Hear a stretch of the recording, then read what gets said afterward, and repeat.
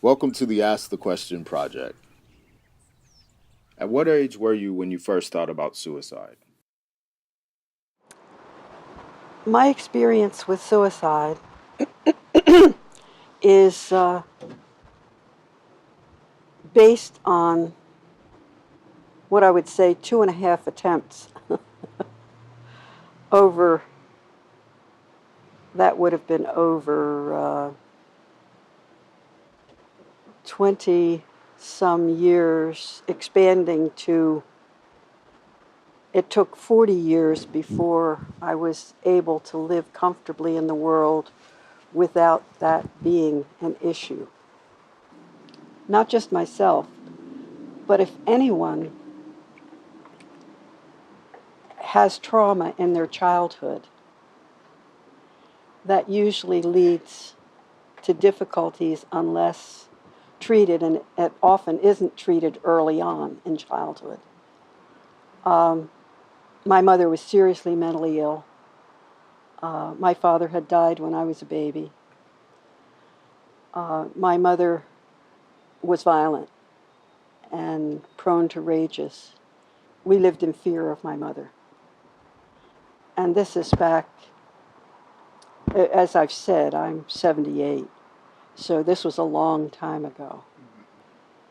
And my mother solved her mental health issues by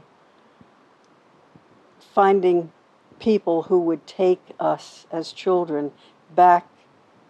It was free foster care back before anyone was paid to take us.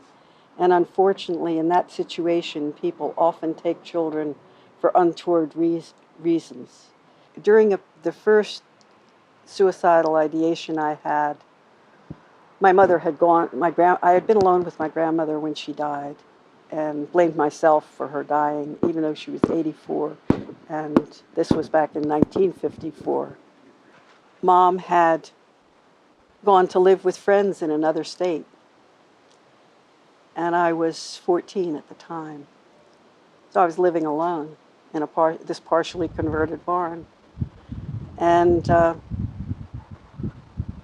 I had a bad situation develop relating to school, and I sort of decided the best thing I could do would be to get rid of me.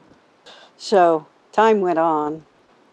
I married at 18, and it was a very poor match. I didn't know that my first husband was alcoholic. I didn't recognize it. And we separated, and when I recognized we were going to separate, I took a rather large bottle of pills. But as I considered what was happening, I decided that maybe that wasn't a good idea, and I went and got my sister, and she took me to the hospital, and they pumped my stomach. Now, back in that time, would have been 1959, it was illegal to try to kill yourself. So after they pumped my stomach, they took me off to jail. And my sister put her house up as bail, and I came home. But I didn't have any treatment. Life just went on. For the people who deal with wanting to die, for whatever reason, there is help, and it's real help. It does make a difference. I'm living proof. For people who've lost someone to suicide, recognize that many times people don't tell you when they're suicidal. You need to learn the symptoms. When you look for treatment, if you've tried a variety and none is, quote, working, then here again you need to ask yourself, what is it within myself that is keeping me from getting the help I need? It's not a question of blaming yourself, it's a question of finding out what you need to know to help yourself. I can remember my sister saying at a party, has to be 40 years ago, I had just come out of the hospital and I made a joke about something funny that had happened when I was in the booby hatch, and that's precisely what I said. Back then, that was a standard phrase. And she took me aside and she said, "Oh, Andrea, don't tell people you've been in the hospital."